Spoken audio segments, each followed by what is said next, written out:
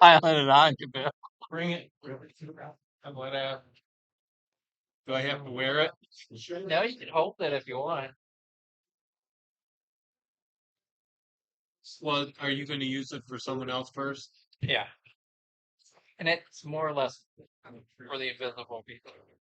Well, if they would have been here, then they could have heard it. Yeah, our audio sometimes sucks, so. Oh well. You can show 'em. So you snooze, you lose. Just so. How many are online so far? Do you have any way of knowing? I don't know. I think I would have to go close all this out and go look. Oh, well, we don't want to compromise anything. If it's working, we'll just leave it right there. It's good philosophy. And oh, good.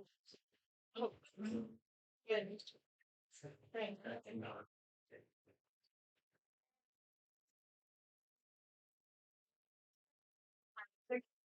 I had a nice price. That's nice.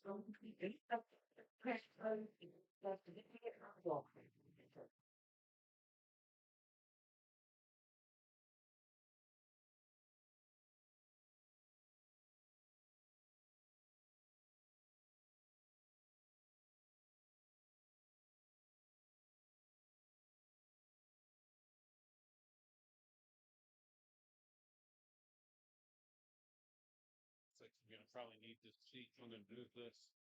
I could probably give someone my things if they want to cram in. Right? I'll just put this over here. Four chairs. Okay. Probably put a chair on. I don't care. Oh no. Fine. Come on, I can move. What? Out here so I can't hear. I don't have to move. Here's the chair. Yeah. Two up here, please. Actually, chair. Okay. You want me to get some of these same chairs, or just grab the plastic chair? Let's probably grab those. Can you get the same? We'll get another chair here anyway. Oh, I mean, I can't let them on my lap. Well, you guys can do whatever you want.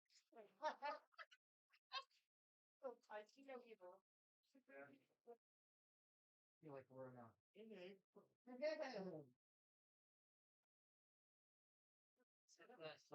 The computer. Late to church.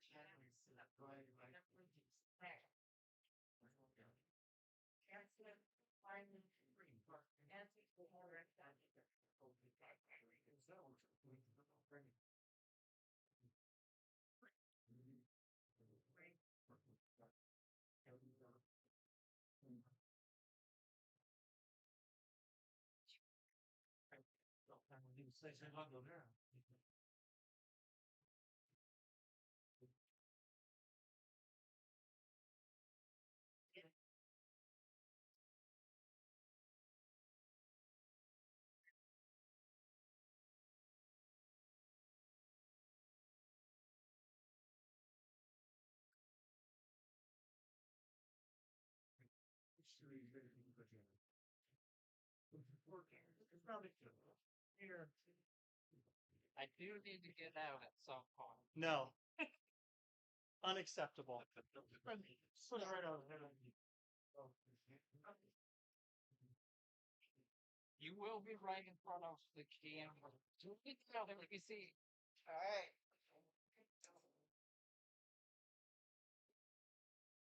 Yeah, is that better? You're fine. Plus needs the bathroom. So I want to go now.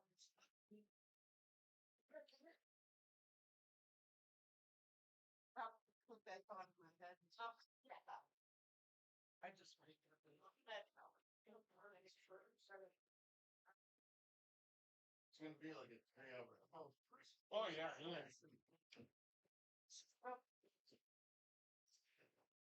That's the short version. No, somebody wait. Wait, Marsh, wait. Marsh, wait at me. There. I'm a fan of your cookies.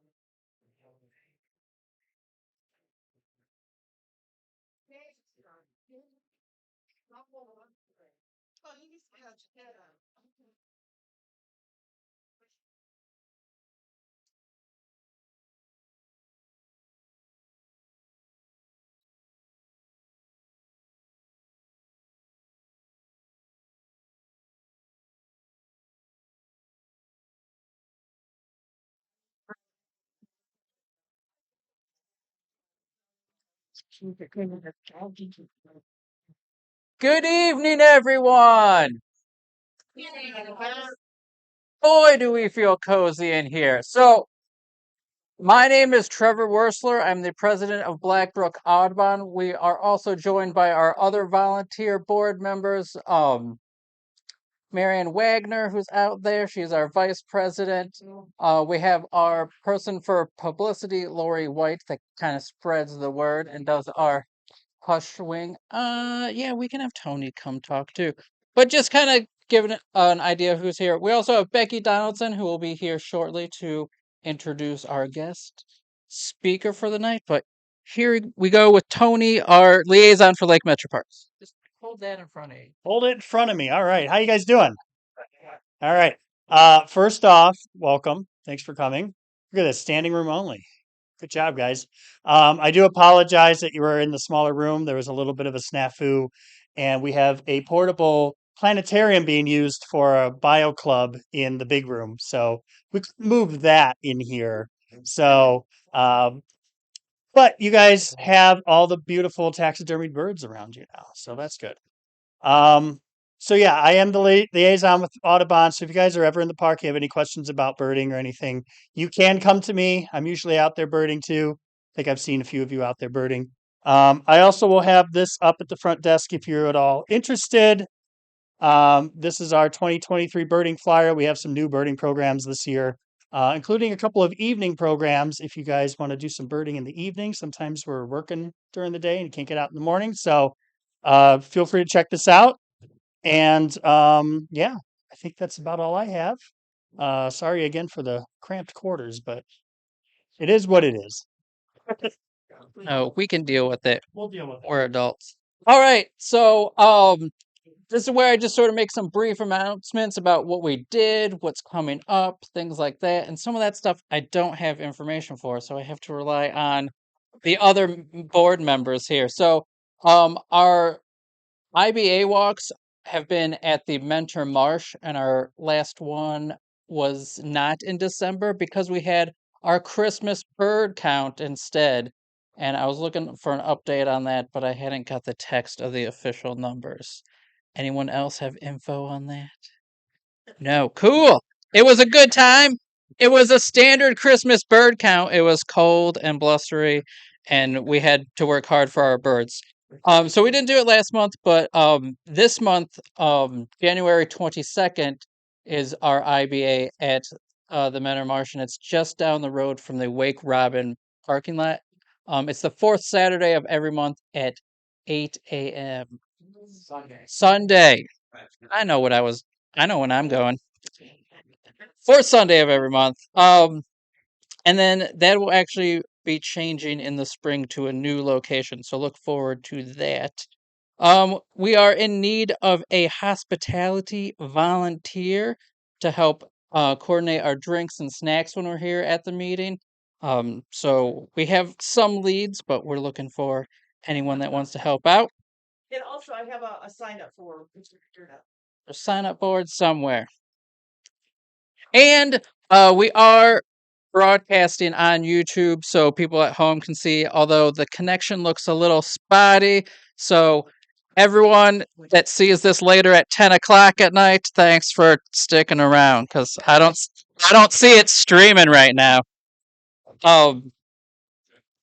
This tells me to mention some Geauga Park potential programs coming up because I'm the Geauga Park liaison and I have no idea except for we have an upcoming garden tool like restoration where we're going to look at your garden tools, sharpen them up, clean them up, maybe get some rust off of that. And that is January 26th. Anytime it's a drop-in program between 1 and 3 p.m. at the Westwoods Nature Center. And Learn and Lunch with Carrie Wheaton on Wednesday. It just says shared on Wednesday. January 16th? 25th. Oh, there we go. It's armchair birding where you can lunch and learn. So And it's a Zoom thing. Too. you'll Zoom at home eating lunch, but learn about birds that we see in the winter time. So, and then our next program will be here at Penitentiary Glen in the big room, February 21st. And right before that, Sunday, February 19th, is our field trip that you're welcome to join us on. We're going to Windy Park and West, kind of chasing birds and seeing what we can see along the lakefront. And they're going to start at the Cleveland Lakefront Nature Preserve, which was formerly known as Dike 14, if anyone's interested in that. But there should be some good birding because maybe winter will show up in February. And we have that.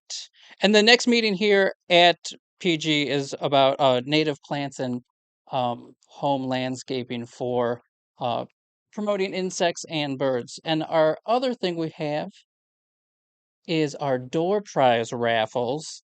And there's a bag somewhere that Oh, Lori, where are you? we're looking for Lori. I'm so coordinated. No, it's all good. So, I think a lot of you missed out on the store prize. There's not too many tickets in here. But is anybody here? Look at your door prize. Oh, Put up your hand if you don't have a door prize ticket. put your hand up for a door prize ticket. Yeah, and it's free. There's no charge. So, okay. It makes a difference. I'm going to the other hand. Yeah. Yeah, just Key and then yeah, these are different numbers. yeah. The other hand. Yeah, we have the other hat. We'll pull them out and read. Yeah.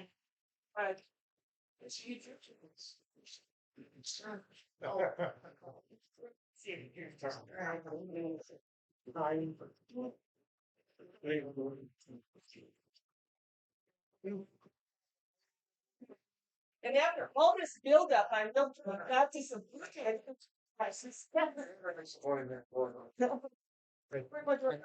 there for you. Okay. Okay, so is everybody happy?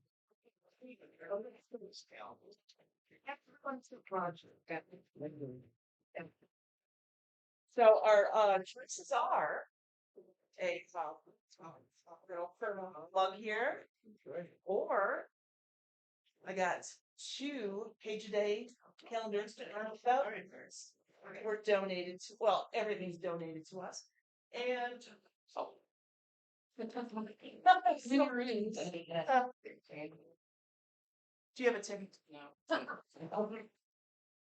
I'm just wondering if you'll learn some cool European birds too. They probably. All right. The last 3 digits 925. 925, way in the back. Do you want a calendar or a mug? All right, here. Sorry. Here, just pass that back. Oh, this is great. Good. Just come back. And then, okay, she did get it. So, 895. All right. All right.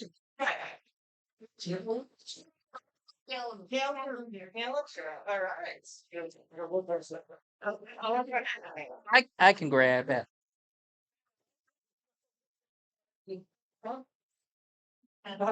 Oh, you have to take it no matter what. All right. 938.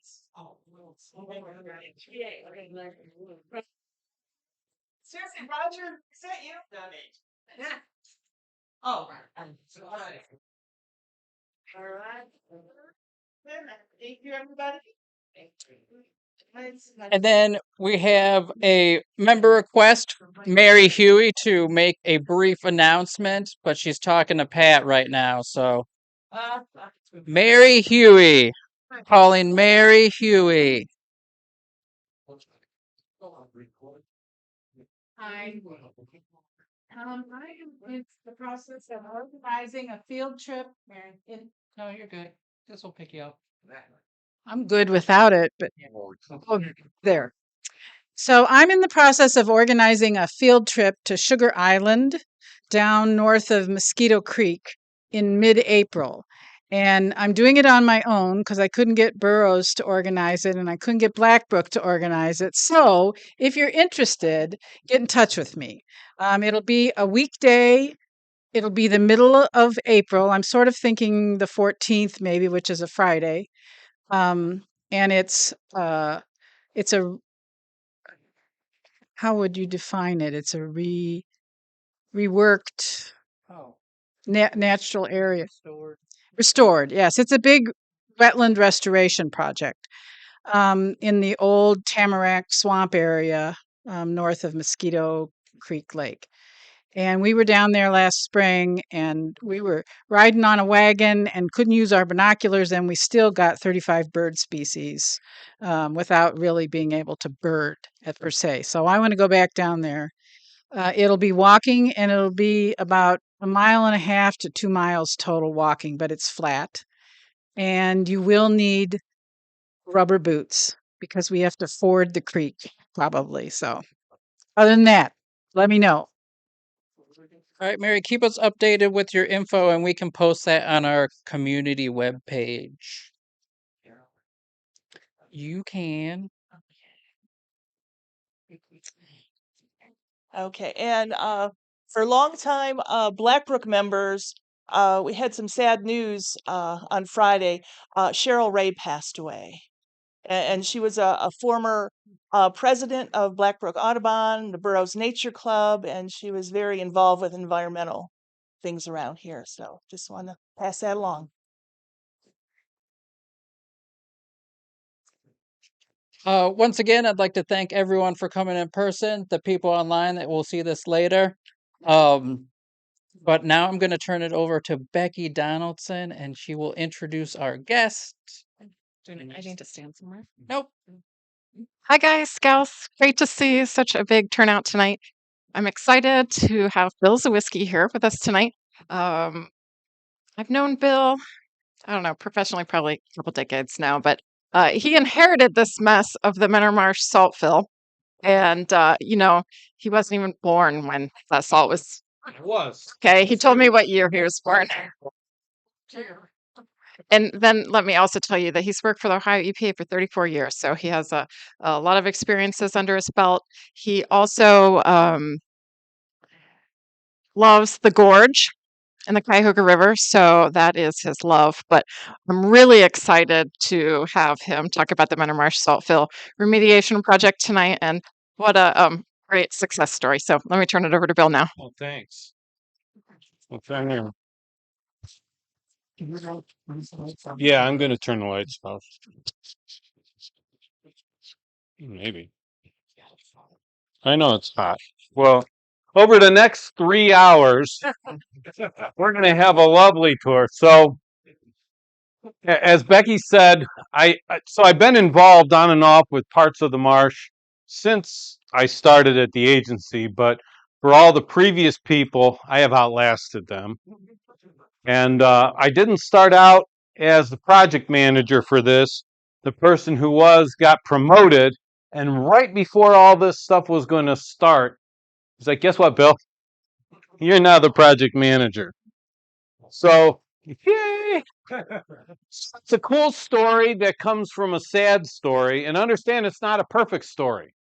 So, what we're talking about here is part of what we call the remediation.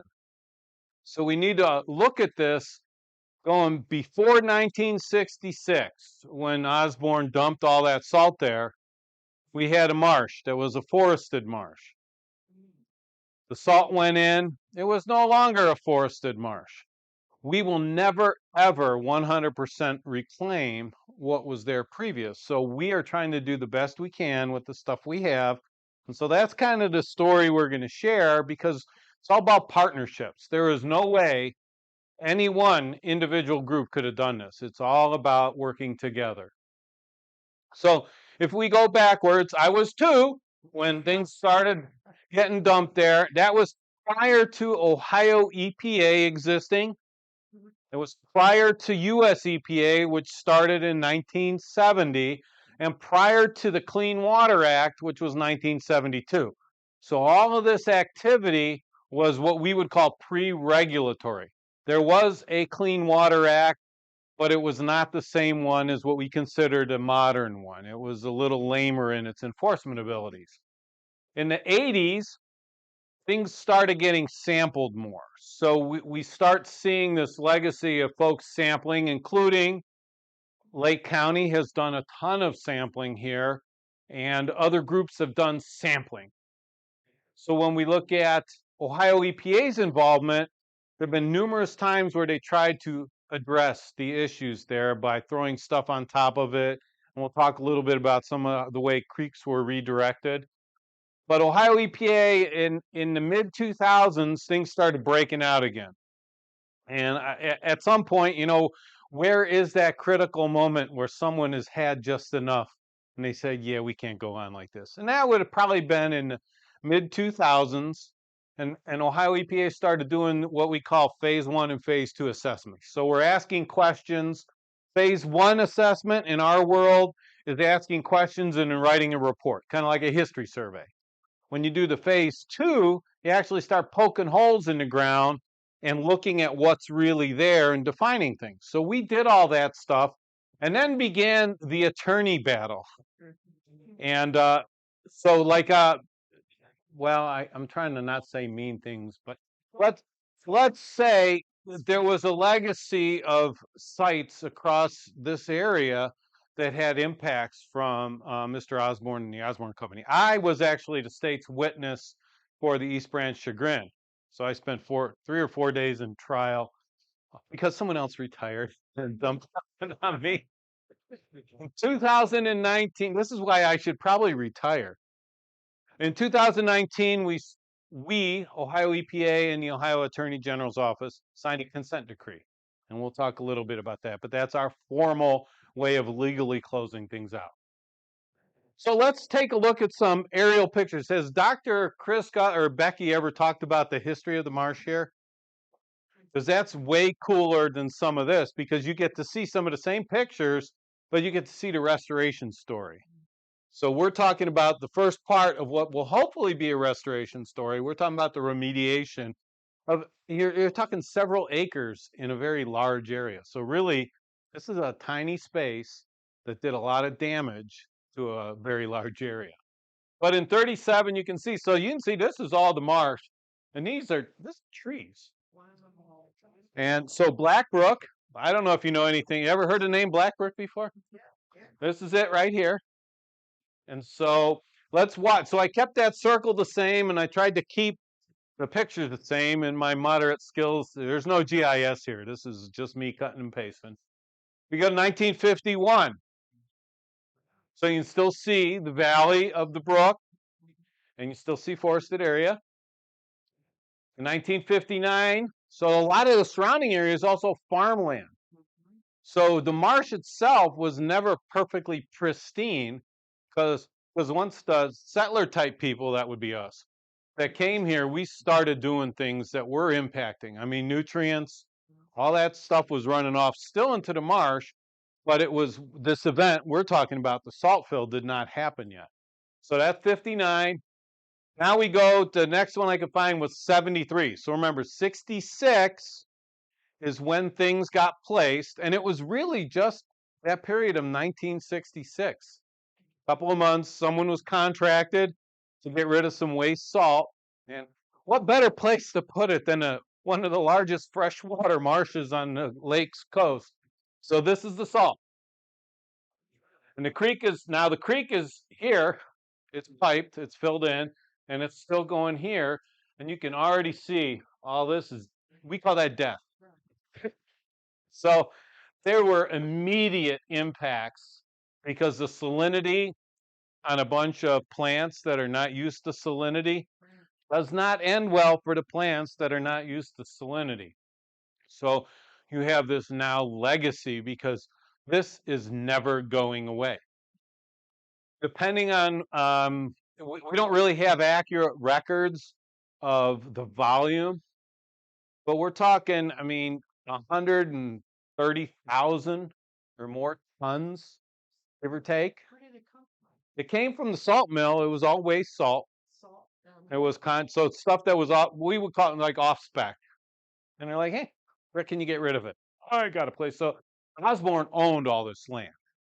So it's not like it was illegal dumping. Well, it was, but he owned all the land. No, the land around here. So the marsh is a mosaic at this point of multiple landowners, and it still is today, except there's been some consolidation. So this was in 78, the little round of death. So you start seeing this area is just not recovering, and this is typical of other areas that we see where people have done things that have harmed the land. You see these barren zones where plants are just like, yeah, no, we're going to go somewhere else. In 85, you see that marsh is toast. And this is now when we're seeing that transition to the salt-tolerant Phragmites. So you're seeing that change because you've altered the ecosystem. And so a plant that can take advantage and outcompete is now saying thank you. And all the natives that have been there, which, remember, if you listen to Dr. Kriska's talk, they're all still in the seed bank. They just were not there because the salt was too high and they were being outcompeted. And if they did try and emerge, then they got killed because the salt was too high. In 91, you still have this area. So now at this point, you have groups getting together talking about the marsh. So remember, this is the first state nature area in the state of Ohio. In the 60s, this was dedicated. So this is a really significant, cool place that was kicked severely in the teeth by the activities here. So we still see salt. So now there have been numerous times where they tried to address the problem.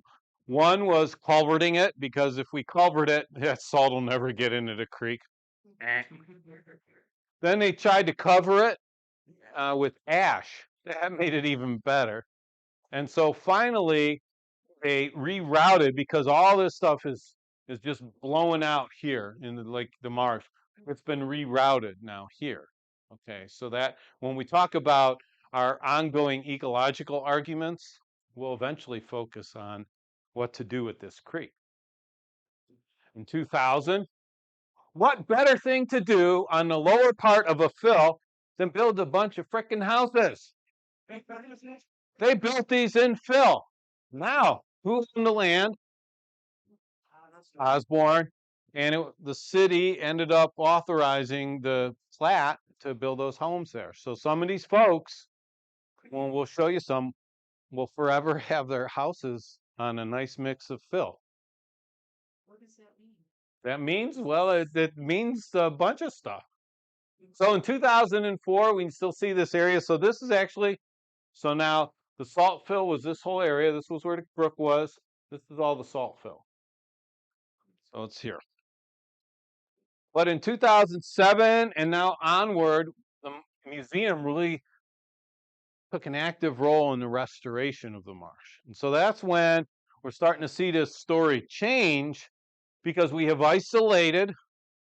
The water is no longer blown in the middle. It's going out to the east side along State Route 44.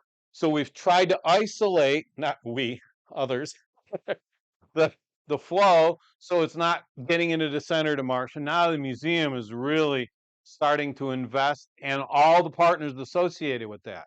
You know, the Marsh Area Regional Coalition involves the communities, museum, the parks. So this is a really big effort that's starting to gain momentum here. This is 2017. This is all the work that now the museum is doing to restore the marsh. So this is what the begin, right? You got to break a few eggs to make the omelet. So they had to nuke all the plants because it was all the Phragmites. He had to do this mass extermination of these plants to let the natives come back. And that's kind of where that struggle is, because you always got to keep those out because there's still salinity here. Don't remember, this is never going to be perfect.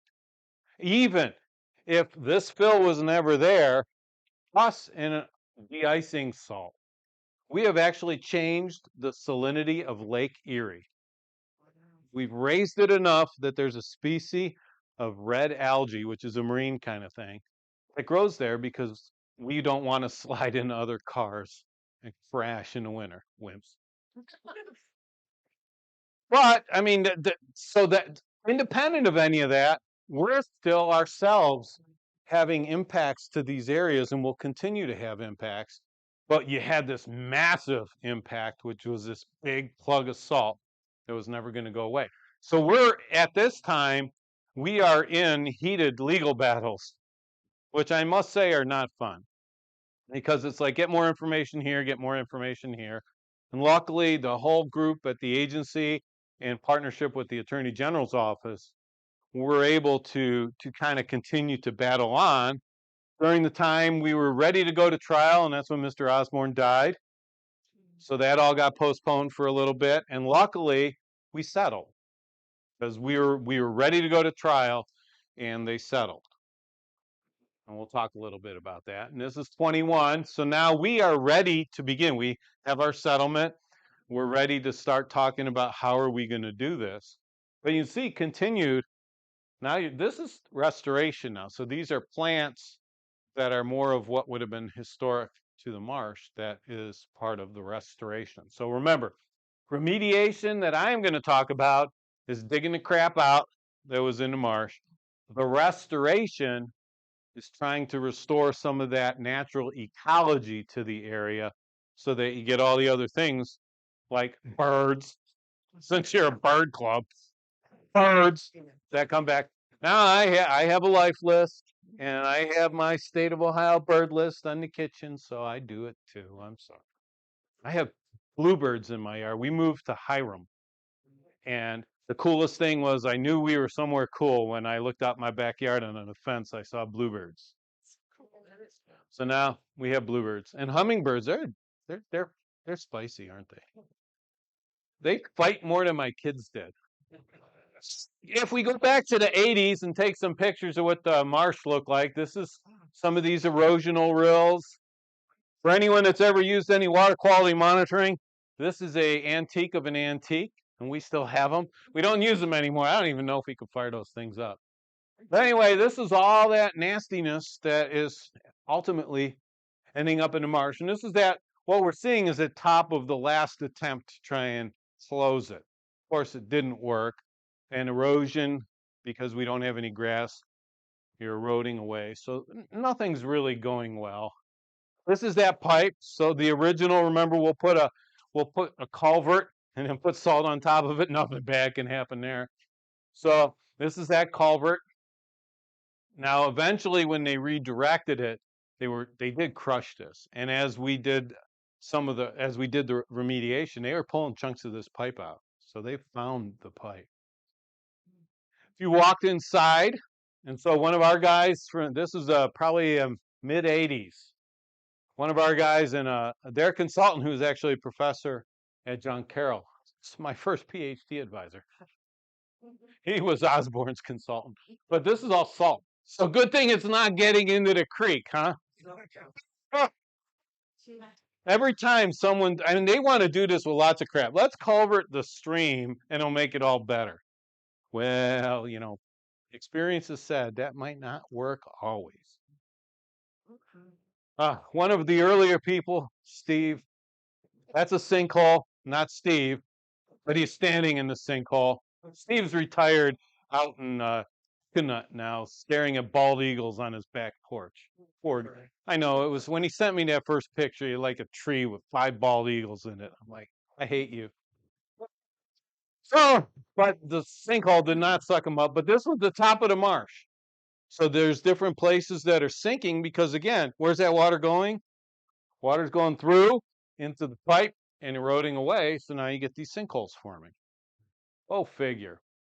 So in the mid 2000s, another retired guy who was one of the last guys, Paul Anderson here, started popping out again. And we're like, all right, we've had enough of this. It's time to get serious. Now, get serious at the agency isn't as simple as tell my attorney we ought to sue these guys, because that would be so easy.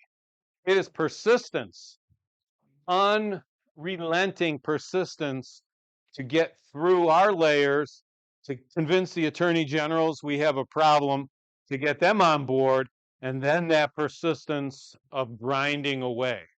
So this is not something that happens easily. And anytime, it is so much easier to work amicably to resolve things. But every now and then you have certain people that choose to not follow that path. Now, in the long run, we're not going to go and waste our money, your money, suing someone that doesn't really deserve it. So we already go into something knowing we're not wasting our time here. And usually the outcome is very costly if we end up going through trial. So this is the beginnings of that next phase of really getting to settlement.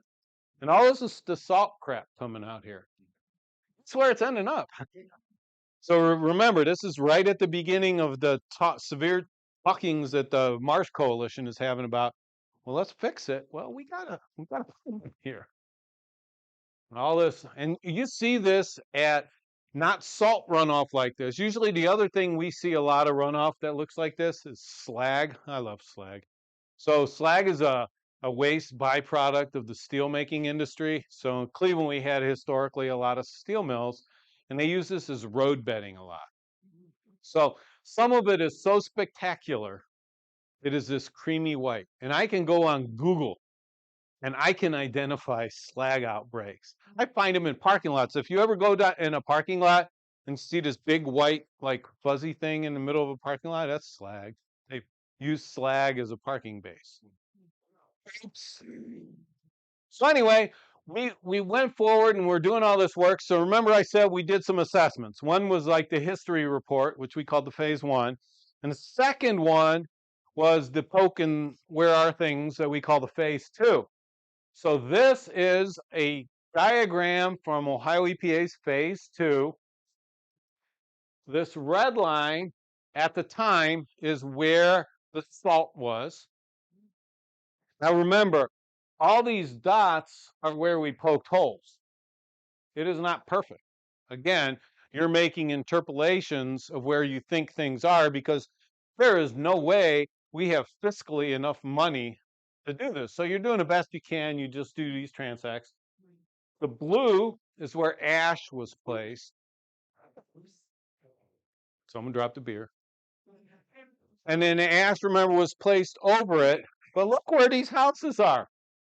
And we know that the salt now was in some of their backyards. But this house was built in fill.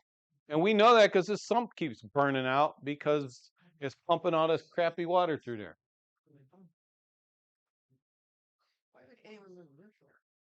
So let's talk a little bit about a consent order. That's a legal termination of all of our grievances. That doesn't mean we still can't be mad or upset. This means legally we're done being mad. $10.6 million. The state of Ohio got that. The property was donated. So we took the property from them, and it was given to I call it the land bank, but it's the Lake County Land Reutilization Corporation, to be proper, or the Lake County Land Bank. And they exist in part to help people do things like this, to take properties, work with owners to try and get that property back into some kind of productive use, whatever that productive use might be. In this case, the donated property is passing through the bank because the museum is going to ultimately get that property. But their attorneys, I am sure, said, oh, you're not taking it until it's cleaned up. Because that would be the wise thing to say. So the land bank is doing that job that they're for, is to help intermediary, to be this intermediate, to allow us to do the cleanup work, and then eventually hand a property. Again, it is not perfect, nor is it pristine, but hand a remediated property over to the museum to do that next step, which we will call restoration. So that's where we were, and it created something that Ohio EPA was in a position that this was our money, and we were going to do the cleanup. This is weird for us. We usually just sue people and say, you clean it up. And now we got the property, we got the money, and we have to clean it up. So this is where the partnerships are incredible. So this is right when I get involved and I'm saying, guess what you get to do? But partnerships were the whole key to doing this. I don't possess the skills that a grant manager has. To trust me with properly managing $10.6 million, I'd buy some more bass guitars. So, we founded Ohio Facilities Construction Commission. So the state of Ohio actually has a group. So any public school that gets built, we have a group that manages those projects. And after going back and forth, luckily done before I was handed the project, they settled on these folks managing the project, which was a blessing. They were so wonderful to work with. And that took us out of doing something we had no business doing. We can yell at people about cleaning up. I can tell you if the numbers are good. But to manage a project, that's not our gig. So what we ended up doing is we looked at historic photography. So the purple lines, this flat, these are topographic lines. So they're far apart, meaning flat. But if you go to the 1966, so when I give you the damn slideshow.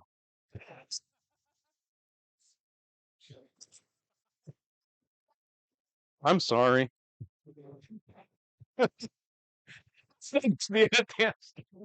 So these marks here, you can see these lines are very close. So this is the historic Creek Valley. Okay, so we presented what we call our criteria engineer, another partner in this, who developed this document. That was how we were going to ask folks, do you want to do this? We were going to bid it out. So this is a concept and design plan that Tetra Tech, who was working for the state of Ohio as our design engineer, they developed. So what they figured, they did some more poking and prodding. They used our previous reports. We had about 13 acres of site. It wasn't all fill. And it was estimated to be 123,000 cubic yards of the salt ash mix there. That at the time, they were hoping it could be done recycled. So they were hoping the salt could be dug out, crunched up again, and used as road salt. And still, because it would obviously not be table salt at that point. But to use it as road salt would have been okay, because it would have been, I can't say beneficial because that crap's just going to end up back in the lake. But it would have been a way of helping to manage some of that. Well, that ended up not working out. So all of this stuff was what people bid on. And we put it out for bid in what we call a value engineering process, or for some people, design build. Or some. We have an engineering firm and a contractor, like a construction firm, that's doing the job together. And what we have found is in weird things like this. So, like building a school, you put your blocks this way, you do this, you do that. There's plans to tell you how to do that. It's like a model. That usually works out okay. This, we don't really know what the heck's under here. It's not like they kept really pristine records of, we dumped a bunch of crap there we shouldn't. So this design build concept allows us to kind of manage on the fly. We've done it a lot with dam removals because those never go the way you plan, but that allows this team to sit down in a room, say, we got this much money, what do you want us to do? And it just allows you to be more nimble. So that we felt was a more appropriate way to do that. So we handed a set of plans, and if anyone wants to look, I have, for touchy-feely purposes, I laminated one of the set of the plans just because we used to take it out in the field. And since you folks are here, if you so desire, you can go home today with your little piece of the Metroparks salt. I know, at no cost. So anyway, That's how they get rid of it. yeah. I've got to give away 10 million vials. Yeah, that's really making a dent in it. So this was the concept plan that ultimately the chosen contractor. So we actually get these bids in. You get a diverse team of folks that rank and review the bids. And then we had interviews. All this crap's going through COVID, so this was even weirder because normally you get to sit all together and yell, but yeah, no, it was not doing that. So anyway, their concept design plan was to recreate the valley, which is where the fill was. Okay, so I'll hog it back. Some of the overburden, which was not fill, was going to be placed here, and they had some access roads. So that was the initial design concept. We'll see how close and how well they did. They had a stormwater pond here. So the one problem that we knew was going to be an issue from the beginning is, remember, we're doing this to keep high salt water out of the marsh. Well, what's going to happen every time it rains when they're excavating stuff? It's going to generate a lot of really high salt. And we could not allow that to, so Ohio EPA, it's our project. How stupid would it be to permit that? Sure, we can do it, but you can't. So we had to manage it, and luckily we worked with the Lake County Utilities Department. We were able to, at a rate, and it was all metered, to discharge us to the sanitary sewer, which cost us money because we, just like anyone else, you get a sewer bill. So let's talk about what happened. This was 2022. So we did our bidding. Everyone's ready. So they ended up, the contractor we worked with was Great Lakes, who was wonderful to work with. And they chose to dispose of the material at a landfill. It didn't have to. The material is not a solid waste. So if you think of a solid waste, garbage, right? Well, this material was not that. We obviously didn't want to place it back in the wetland somewhere else. That would have been bad. But for their purposes and mental safety, they chose to place it in a controlled facility that's designed to accept waste, that's designed to manage the water. Yes, it was going to cost a little more, but that was their choice, and we agreed with it. So that's where we went. May of 2022, the project started. So they started actually grubbing and getting stuff ready in April, but then in May it started. Excavation was completed by November of 2022. And in that period, they moved off-site 180,000 tons, almost 10,000 truckloads in that short period of time. It was amazing. These things would line up, and they had a big scooper thing, and it would read dumps, and then beep his little horn, and then they drive off, and the next truck would come in there. It was amazing to watch. And Route 44 was how they worked in and out because, again, the weight of this, you're talking some full trucks. We figured the residents would not appreciate neither the noise nor their road being crushed into gravel. So Route 44, we had to work with ODOT and get changes to the guardrails, and there's a whole process to go through. These companies, that's, I mean, when anytime you see someone doing some construction work, they do that. So they knew who to talk to.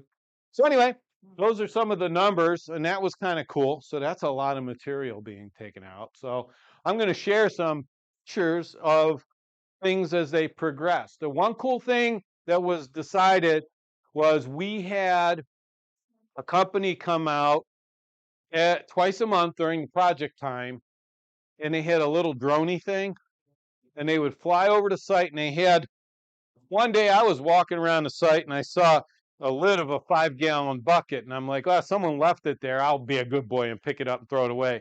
And as I tossed it in the garbage, they're like, that was one of the spotting places for the drone.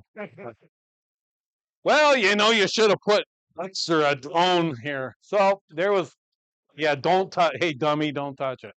So anyway, we have all these cool aerials now. And eventually the museum will get all of this stuff because it's going to be their project. So the contractor's assembling books and they're dumping it all on a big old hard drive. And we'll have all these cool pictures. So this is what our aerials started to look like. So they're starting to get ready with the site. So this is where the construction site is. Remember, this area is where the fill is. And we're going to get to see some cool things. In June 22nd, a wonderful day. What's so important about June 22nd? What? Well, it is my birthday, which is way cool. It's the anniversary of the Cuyahoga River fire. Come on, get with the program. Oh my gosh. So anyway, they're starting, and then this is where all that water is hanging out. And we're talking, when you're talking salinity, the Great Salt Lake Sea is fresh water compared to what was in there. Oh, look at that special color. That's like pure salt stuff. No, I tried to float in it. I'd sink. I'm just too. So when they're digging this is what the digging stuff looks like. So this is when they're excavating in. This is what they're starting to. So this is a mix of ash, the top soil, and then the salt. And so initially, contract called for them to excavate down to the point where they met a spec, meaning a concentration of salinity in the soil. And then at that point, they could stop excavating.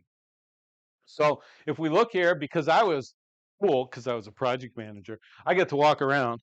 So this is the salt layer. This is the ash layer. This is the native soil. And this black stuff here, this is the historic wetland soils that would have been part of the riverbank. So when we got there, they took salt concentrations of the native soil. And from 40 years plus of this crap oozing into it, that was all salt. It wasn't high, but it was high. It was above the spec. So now, because now this is my first big project manager decision. I was so nervous. It's like they said, we will be more than happy to dig to that spec, but we're going to dig you one really deep hole and then you're done. Because this stuff would have just leached down. So what I ended up doing is we sampled the native soil. It was very distinct. Once they hit this, it was this rich black soil. And we sampled it and took those concentrations. So 250 milligrams per liter, which is the drinking water standard for salt, was the target. Well, this was between 1,500 and 4,000, which the water quality standard, so in Ohio, you're not being bad until it's above 1,500. So I said, okay, fine. We know this is the native soil because I don't want to excavate the damn marsh because that would, again, now defeat the purpose of the restoration. It's like, yeah, we dug out all the marsh soil. Why don't you bring some back? So we sampled the salt fill, which was like 300,000 to 400,000. I'm like, all right, so here's what we're going to do. We're going to change our spec. These guys that operate these excavators are incredible. I mean, they're just so precise. And we're like, you dig down to the wetland soil. When you think you're in the wetland soil, you test it. If it's in this range, lovely. And we always have this benchmark so we can say we are removing this part of the soil of the salt, because everything in the matrix of the soil is just that. It's just all mixed in. There is no layer of salt. It's just mixed in. So that's what we did, and that's how we continued. My first big decision. I was so excited. And notice that stormwater pond is getting bigger. We are not yet ready to start discharging to the sanitary sewer because we had to work out additional money. So now my second decision is the sewer district said, yeah, you can discharge there, but it's going to cost you a fee and then a per gallon charge, which was ultimately going to be about $500,000. But what else are we going to do with it? Because otherwise I'd have bring in Gatorade for us all, huh? So a little sip of the Marsh. So we had to rearrange some of our finances because remember, at this point, we're still operating with $10.6 million. But we have a few extra $1 million our director sacked away for this. So we knew nothing was going to be, again, nothing's going to be perfect. And we had really sporadic records of what really happened here. So you're kind of walking into this abyss of, sure, it's going to go like that.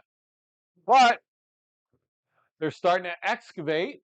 And we're looking at, again, you see some of these layers. And this is the house. So this layer, we know this ash layer goes right there. So what do you do when you have a project? Anytime you have a project, you have an opening ceremony and a party. And we had a opening party. People had shovels and boots. Yeah, you had to wear boots. And then we walked around the site, which is kind of cool. Because the one thing I said from the very beginning is because it's just how I work, wanted this to be interactive with the public for two reasons. All these people that are the neighbors are going to have to watch this crap we had initially thought it was 2 years. It was going to be 2 construction seasons. So it's like, don't want to tick them off too bad, but they have to know that this is really in the best interest in the long term. So we wanted them involved. This was to get the public involved because this is the state. This is a big project, and it took years, decades, to get there. And it's not just us, because our job was to do the suing. Think of the people, ODNR, the Metroparks, the museum. They're the real stakeholders here because they're managing the marsh. It's not Ohio EPA. I'll walk the boardwalk and stare at birds every now and then, but I'm not managing the marsh. So we wanted everyone to kind of have their due. And now they're really going to town. And you can see this blue tank. Now we have water management starting. So they had to process it through a series of tanks and discharge it in batches so it was controlled. Because at first I did math. So I always laugh at my kids. It's like, what do you do? Every now and then I do math. So I did math to prove that a wastewater plant, we're not really going to smoke your plant with this stuff. But, in their defense, because wouldn't that be great? I'm doing a project. I slug load them with salt. They have a violation, then I sue them for it too, because that's the other part of my job. Now it would complete the circle. I don't know that they would have been happy with that. So we did math because they don't have to say yes. The wastewater plants have autonomy on what they do, and if you flush your toilet, the law says they have to take that. But this is not toilet water, so they worked with us. They were another partner here that did a crucial thing that allowed us to manage this water. Now you can see all the tanks coming in. It was cool. You could sit up there. It was on a nice sunny day. It was flat. It was a good place to get some rays before a meeting. But we're digging. Well, not me. They're digging. And we're starting to see this, and it's a big excavation.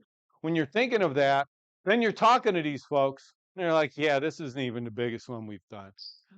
Because these are the construction companies that I remember my friend worked on the Cleveland Browns. That's a football team in Cleveland, by the way. But when they built their stadium, he was like their environmental guy, and that's a big hole.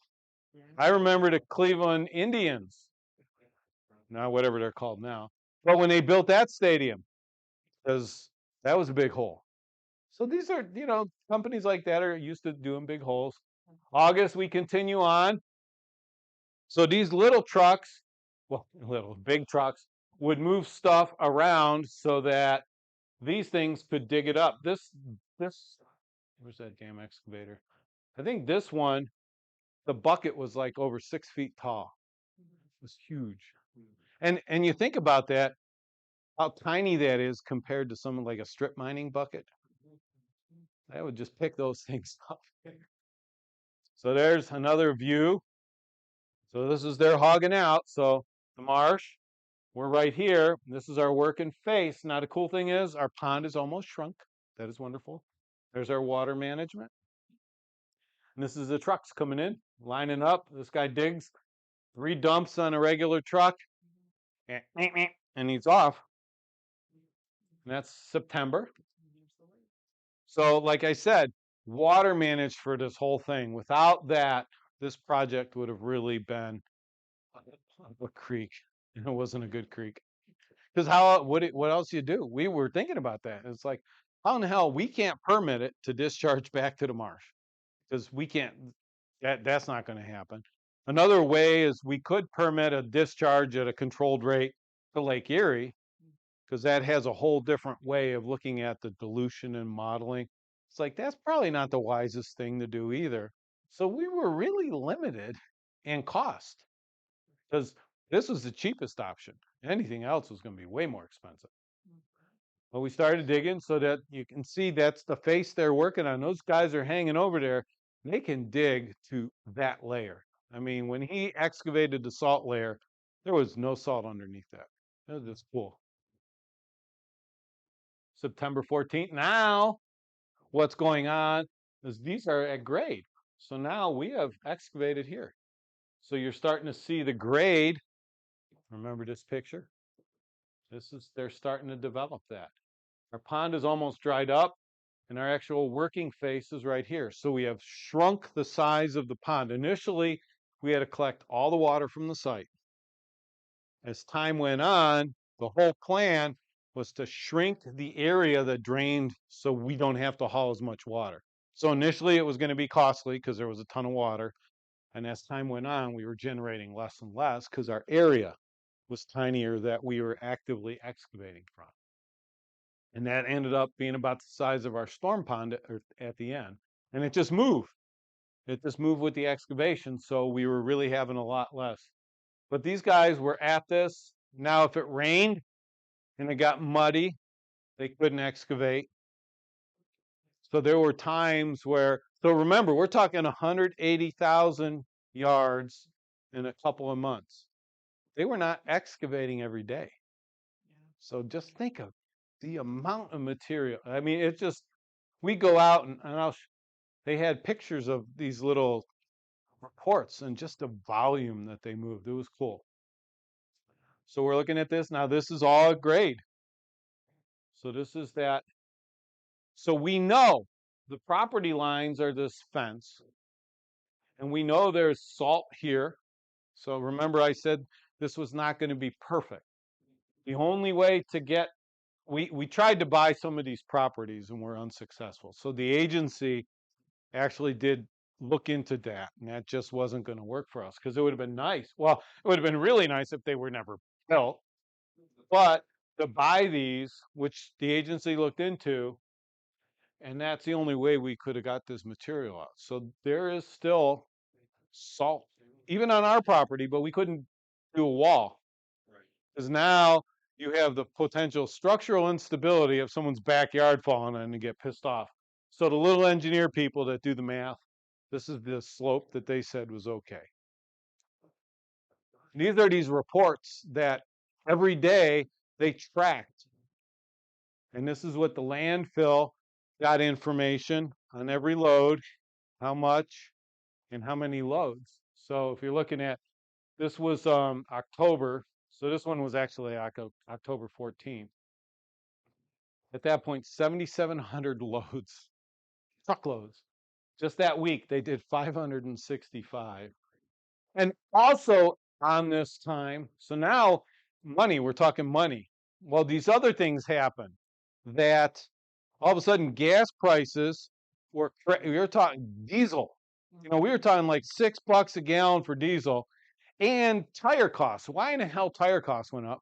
But when they were looking at all this stuff, now we don't have enough money to do this.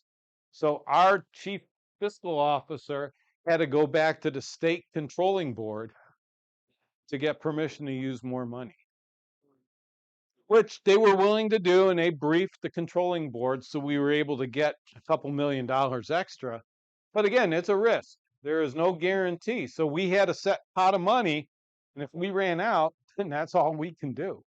So we wanted to get everything. And our director was all into getting everything. So it's not like there was not the support, which allowed this to happen. But it still required us going back to get money because we can spend small amounts of money. But when you're talking, give me a couple $1,000,000. The controlling board, even though it's our money in the state world, we have to ask permission to. It's like my kids. Can I use my allowance? That's basically what we did. And they said, okay. And so game on again. Remember Mad Max? Who runs Bartertown? Stop. So anyway, they continued. And now we're getting to the point where we are making this final push to the end of that fill area. So this is following that area, our little bit of water, and then our hill that we talked about, and our road. So that's what it's looking like. So they got a little crunchy thing, a sheep's foot roller, and we're doing crunchy things. So nothing was brought in. No materials brought in. That's the last bit of our excavation. So during this time, especially around now, ultimately we are handing this property over to the museum. And so we had certain goals. Get as much crap out as we can. But then now we started talking with the museum. It was like, okay, when we pull things out, is there anything that can be done that's not going to cost us extra money that our crew can do? And one of the things was this access road, or at the top of the end of the excavation. The museum wanted a road there because this is also one of the ways they've historically gotten into the marsh to do their maintenance activities. So this road was left in place so that now they can drive their little trucks without falling down. This was the end. So there's still some material here. And remember what I said. The creek flows here because it was redirected, because when it flowed through this is the creek valley, it screwed up the marsh.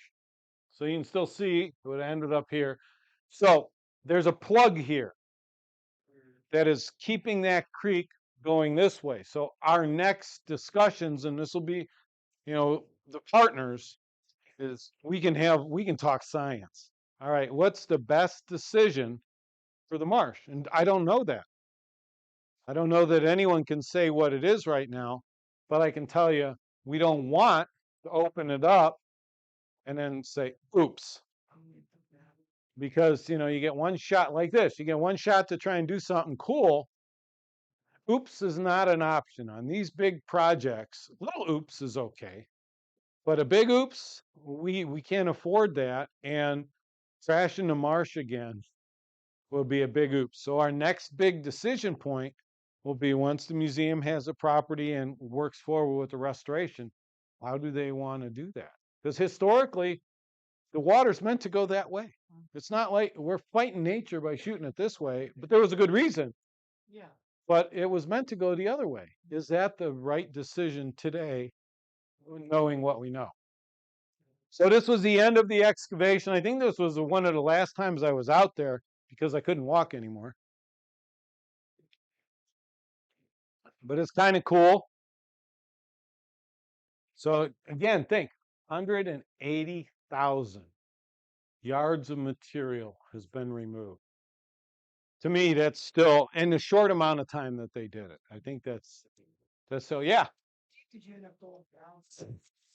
So if you go from the houses to the base, it's about 35 feet in places.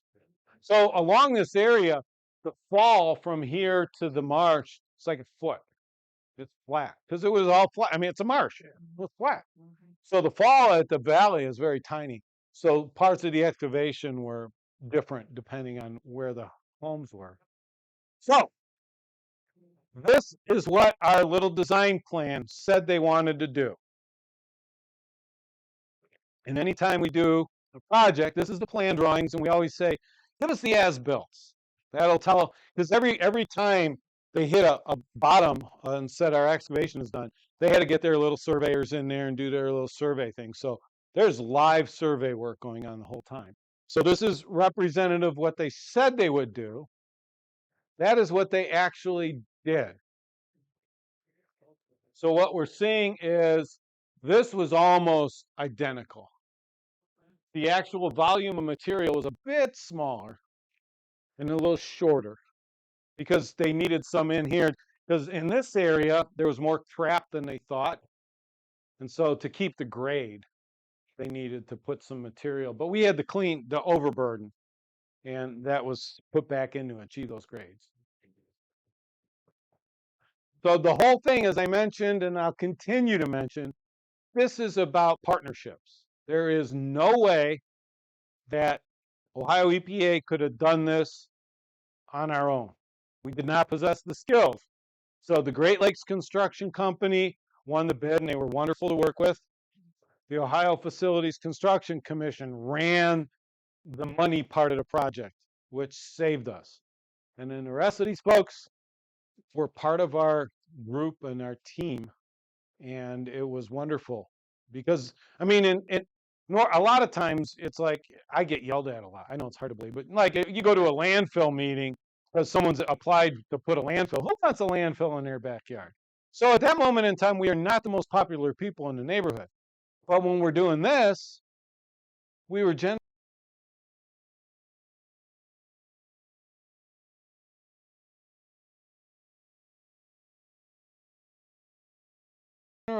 not hated. Win-win. So I said, remember at the very beginning, I like this public interaction component because I think people have a right to know what the hell's going on. So April 26th, once we got a plan, we had a contractor, we were ready to go. We had a public meeting in Mentor's City Council chambers. And we presented what we thought was going to happen. Had Dr. Kriska talk first about the history of the marsh, kind of give everyone a background of how it used to be. Don't answer that. And then on July 7th was the groundbreaking. On August 19th, I had a neighbors meeting. So I went door to door to the neighbors and I put little papers in there, just the ones surrounding the marsh, saying what we were doing. So we had I said, I'll bring the beer. Someone give us a backyard to meet in. So the guy who built and Phil didn't hate us anymore because I think he was happy this was going on. So we met in his backyard, talked about the project, and that was just for the neighbors because, again, this is impacting them. The community is going to benefit from a cleaner marsh, but we did that with the neighbors.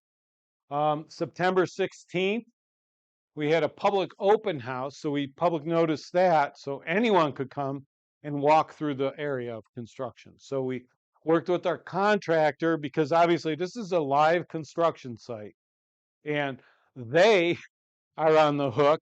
If someone falls down and snaps their neck, they're like, so we accosted everyone when they came in and said, please sign this waiver. But then walk around. We had some areas we wanted them. We let them walk down a hill to the operating face. And if you wanted to touch a digger machine, you could have touched a digger machine. On November 22nd, we were kind of finishing up. So they were ready to start decon. So the excavation's done. I invited the neighbors again back on site to walk the property of the final area, which was kind of cool. And then the plans are sometime in, I would say next year, but it's next year already. So we're going to do at least one more. Now, June 2nd is theoretically our final walkthrough. And what that means is the state, us, has a checklist of things that needed to be completed. So just like if you're building a house, you get a punch list. We had a punch list, and they're addressing those. So June 2nd, we are going to walk through and check off our punch list.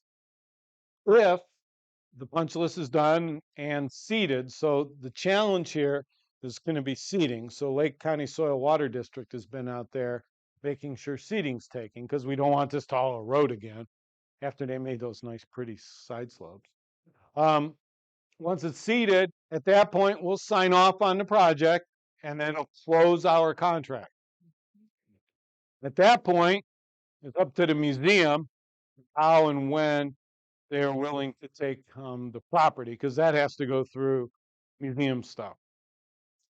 Now, whether the museum and Ohio EPA have a public open house at some point around that transition, that's entirely up to the museum. So we will work with them along this to find out what's the best way of an open house. Because I think this is something we should all be really proud about, because this is years in the making.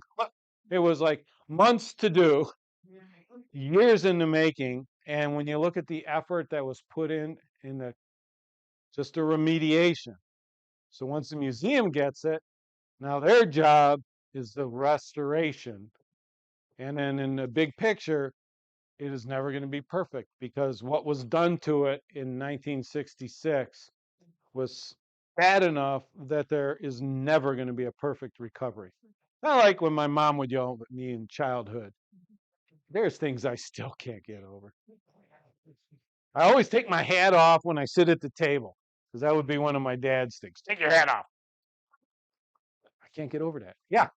Questions. This is question time. Yeah. They really all that salt in Mm-hmm. 1 year. No, like 3 months. Oh, the 3 months. Yeah. 3 or 4 months. Yeah. Look at they hauled out from May to November. They hauled out 180,000. Well, that's what I'm figuring. Yeah, and that's time, because that was going to the Geneva landfill. So that hauling was, distance of driving. Think how far from the salt mill to the Marsh. We just do that all day long. Transport being Osborne, it's a strange question. They quote remediation here. Do they quote this job? No. So yeah, wouldn't that have been fun? So the engineering firm, Osborne Engineering, what? Strange question. No. That's a fair question, and I'm glad, because that would have been a real, how do you deal with that one? Emotionally, I would have said, I know what I would have said, but no. So we ended up with a contract that was really wonderful to work with. So let's just leave it at that. One last question. You only got one. What? You didn't pay extra. Seating. What are you seating it with? And then how you keeping out kids with 4-wheelers out of there? So seeding. This is going to be the state largest marijuana farm. I'm all in. So right now it's being seeded with a semi-native kind of mix that's soil stabilization. So think of any construction site, and you're stabilizing because you want the plants and the little roots to keep that from eroding off. And the kids with their little things, I've told the neighbors, shoot them. I mean, the first kid you drop in the middle of there and let them sit for a while with the crows on them. I figured that's a good oh wait, I didn't mean that. Sorry, viewers. No, so I mean, it's private property. And if the sheriff or someone wants to get them, ODNR, it's just but that is a concern, especially if they start running up and down those hills, because they'll create a lot of erosional rills.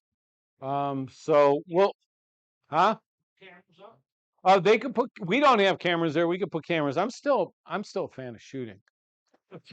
Maybe we put a deer tower up there.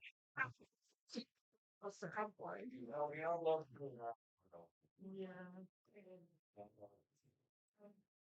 Doesn't Morton have a lot of responsibility here, and how did they come into this? Well, so this is the thing of buyer beware. They contracted with someone to get rid of it. So the person that we went after was the person that created the damage. Now, there in EPA world, if it was a Superfund site, so let's say this was methyl ethyl death, solid in crystal form. Well, yeah, at that point, because it's a regulated waste, we do what we call a PRP search, potentially responsible parties. That's part of our Superfund law. And you're right. At that point, we start crawling back and we go after the company that generated the waste. In this case, it was a property owner. So, huh? It was Osborne. What the hell? He's like, please, that's a damn good idea. Yeah. They're the same people that did the Roman Road Bridge. Mm-hmm. Yeah, they have different groups that do their plug and hauls and construction. Yeah. You have a lot of houses that are on salt and you have sloped it. How to prevent any kind of leaching going on to affect the restoration process? Oh, it's gonna affect it. We already know at that one end, like the Marsh end, there's an area where the groundwater's coming out. So what we don't know, again, because remember, historically, this was the way things were. This was the creek valley. Groundwater was connected to it. For years now, it was impacted, so it was squished back.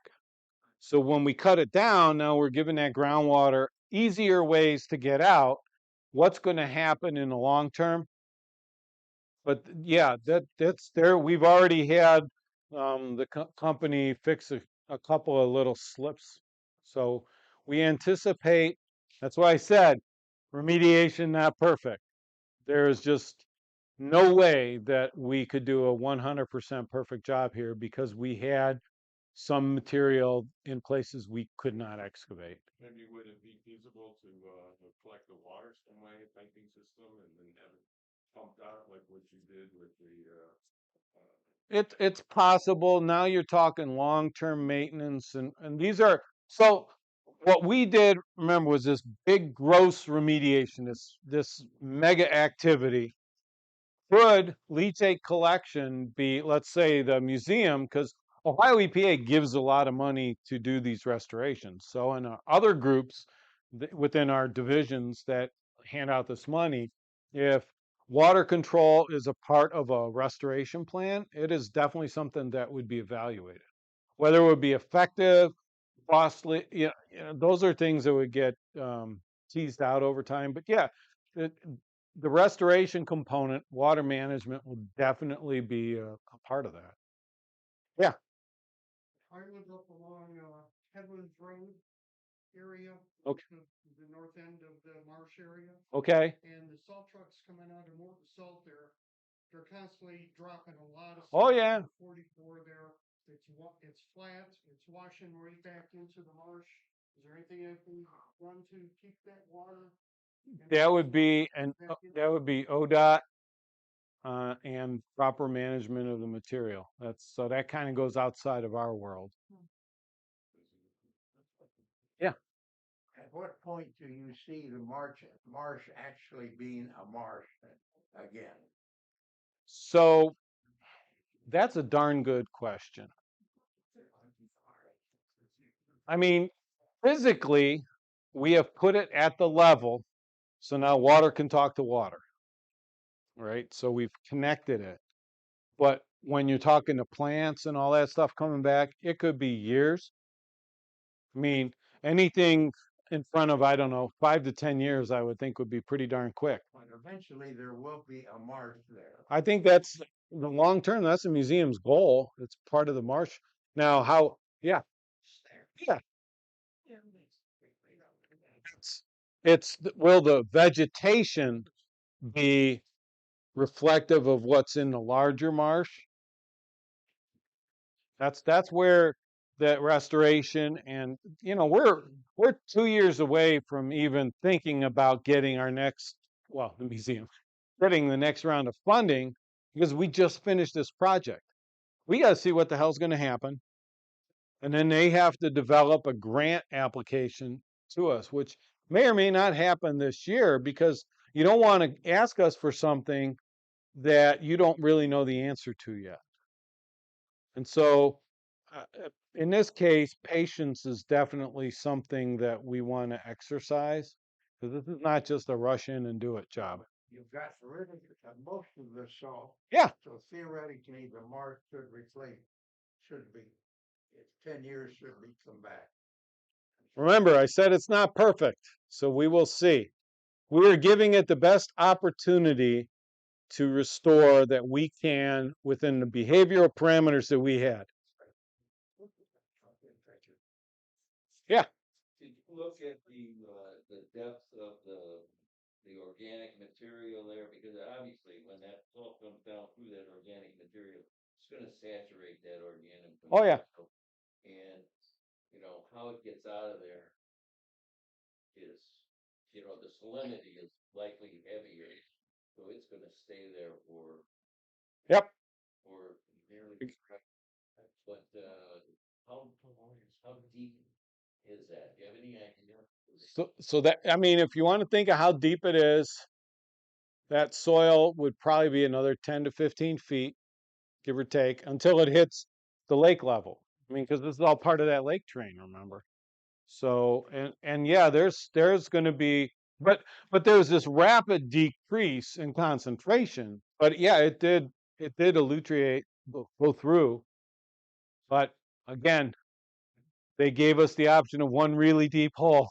Yeah. Okay, you put all this salt out to Geneva. What's that going to do to their drinking water? Oh, we're gonna screw it up big time. No, so remember,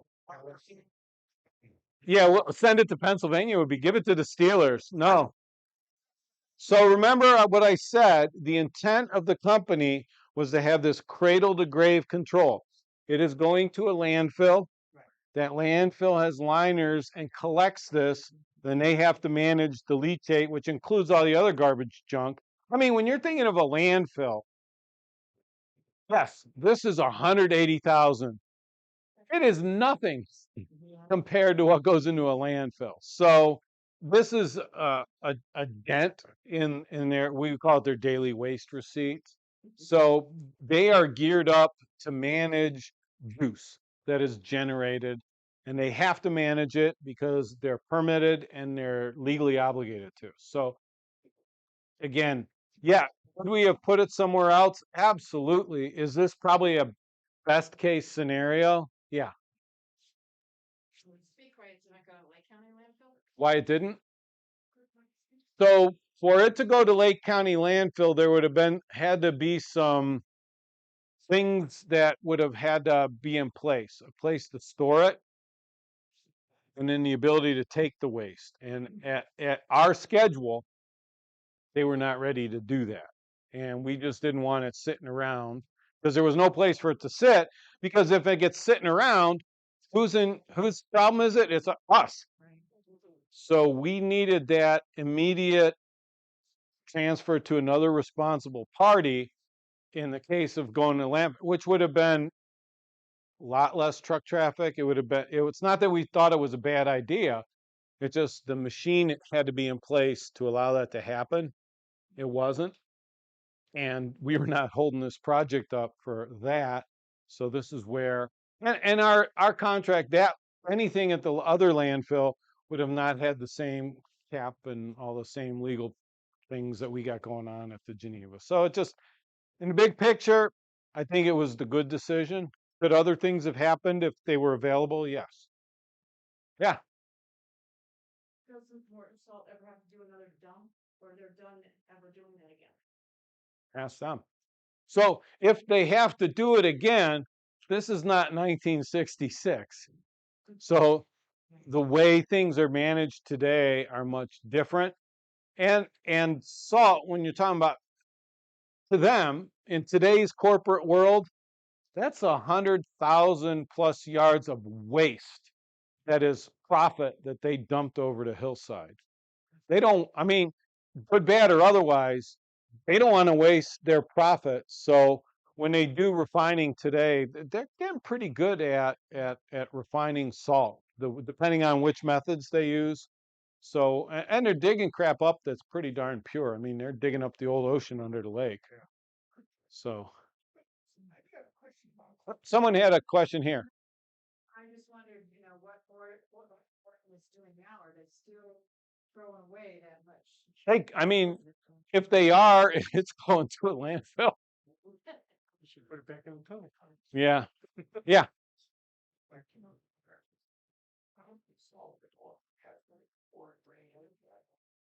Yeah.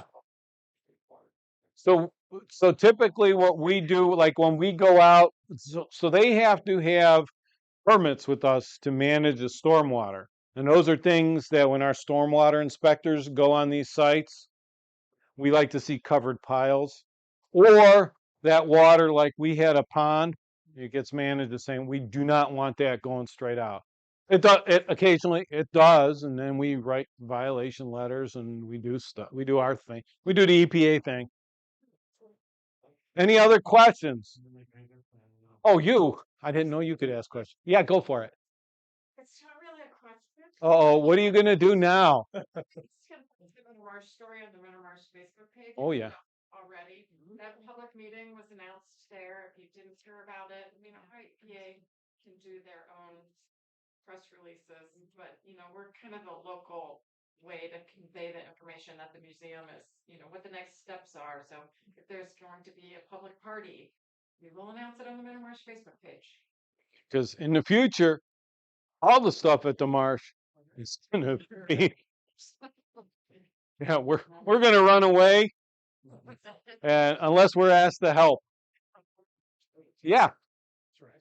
So you were saying before 1966, there weren't any like enforceable regulations in place. So how was it that you were able to go back on Osborne for dumping on his own property? Because we weren't tracing the waste, we were going after the pollution. So in 1972, the Clean Water Act said you can't yuckify waters of the state without a permit. They did not have a permit, and that was our attack. And then everything came from there. It's like, well, guess what? We know where this is coming from. So dig this crap up. And that was so we traced it from the rules we had in place. Oh yeah, we knew it was there. Oh yeah. Everyone knew it was there. That was never an issue. What we couldn't guarantee was how much and exactly where. We had very good ideas, but again, nothing on something like this is perfect, ever. What? I have an idea. Oh no. Sorry. Anyway, Nope, I don't like it. once things start, is it possible to get like seeds and everything from the marsh that exists and have groups of volunteers to go and start to help plant it, to get some of the plants that are there that. All right. So here's the thing. Not my problem. It's the museum's. Ask Ms. Donaldson. But I got to say it now. The thing I will say is if you've heard Dr. Kriska or Becky talk before, those seeds are already in that soil that's in the marsh right now. They need the chance. Whether they will be able to germinate with the current set of conditions there, we'll find out this summer. We'll let the botanists identify crap. I don't know what it is. What? Tell the wild rice story real quick. You could do whatever. I'm at your space. Northern wild rice and southern wild rice are state listed plants and presumably grew all around the Great Lakes. Both of them are really rare in Ohio. Southern wild rice pumped out of the seed bank at Marsh in 2018 along the southwest edge where it's swamp forest. There's also, it's the existing swamp forest that survived the salt. So there's some nice tree and groundwater seepage in there that has kept the trees from getting killed by the salt. And we had high lake levels, so like all the stars aligned, high water out of Lake Erie back flowed into the western end of Marsh. And the state listed, state threatened southern wild rice started growing in Marsh. We've now found northern wild rice also. So the island plants have a really great way of holding, their seeds not rotting under wet conditions, and they just need sunlight. So that's a really great success story. There's actually 4 state listed plants that have popped out to food bank at the Marsh so far. Cool. So yeah, anything's possible. I just want to mention, the last 2 years with the eradication of the Phragmites, Uh-huh. Natural History Museums had daily tree planting, all kinds of native plants in the marsh. They planted hundreds of thousands of plants around. Well, I mean, that's part of the whole long-term custodial restoration. And that's not our business. We leave that to people that know what they're doing. We sue people.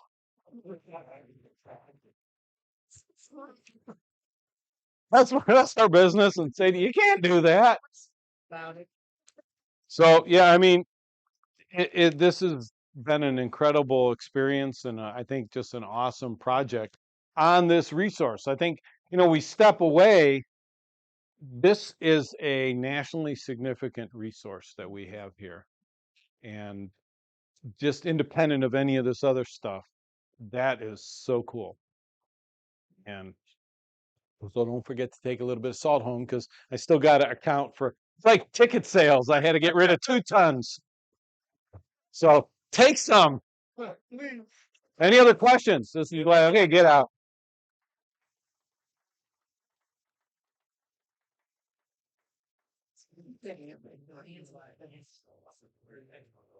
Yeah, I know, like,